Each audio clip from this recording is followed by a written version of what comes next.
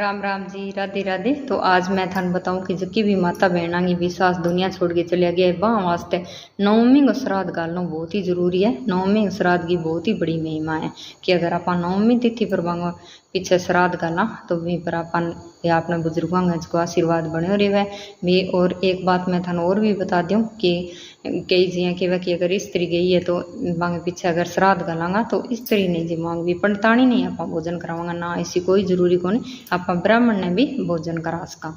और नवमी तिथि के दिन ब्राह्मण ने भोजन कराओ और नवमी को श्राद्ध गालो। अगर चाहिए घिसिया भी तिथि का गया है तो बी तिथि पर तो आप गालाएंगा, लेकिन नवमी को श्राद्ध बांगे निमित्त जरूर करो। और ब्राह्मण अगर भोजन करान अपने घरे आन लाग रहा है तो आप आंगन के अंदर एक जल को मटको भर के रख लियो और मटके के ऊपर गेहूँ रखो और गेहूँ पर दीपक कर दो तिल का तेल को, क्योंकि देखो श्राद्ध पक्ष के अंदर काला तिल का तेल को अगर आप दीपक करा तो वो पितरा नहीं लागे।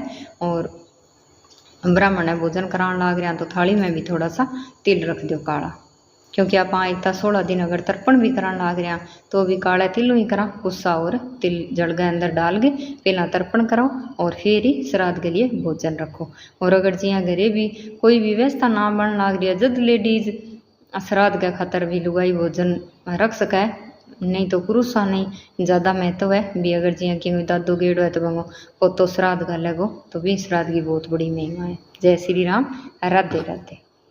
राम राम जी, राधे राधे। तो आज मैं थान बताऊं कि जबकि भी माता बहना की विश्वास दुनिया छोड़ के चलिया गया है वहाँ वास्ते नवमी को श्राद्ध गालना बहुत ही जरूरी है। नवमी श्राद्ध की बहुत ही बड़ी महिमा है कि अगर आप नवमी तिथि पर वांगो पीछे श्राद्ध गाला तो वहीं पर अपन या अपने बुजुर्गों को आशीर्वाद बने रहे भी। और एक बात मैं थान और भी बता दूं कि कई जिया कहवा कि अगर स्त्री गई है तो मांगे पीछे अगर श्राद्ध गलांगा तो स्त्री नहीं जी मांग भी पंडतानी नहीं आप भोजन करावांगा ना, ऐसी कोई जरूरी को नहीं, आप ब्राह्मण ने भी भोजन करा सका।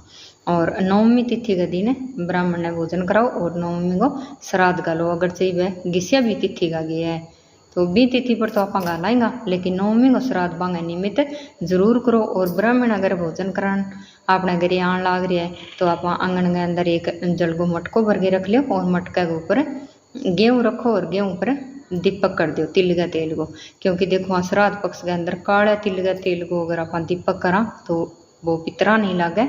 और ब्राह्मण है भोजन करान लाग रहे हैं तो थाली में भी थोड़ा सा तिल रख दो काला, क्योंकि आप इतना 16 दिन अगर तर्पण भी करान लाग रहे हैं तो भी काला तिल ही करा गुस्सा और तिल जल के अंदर डाल के पहला तर्पण कराओ और फिर ही श्राद्ध के लिए भोजन रखो।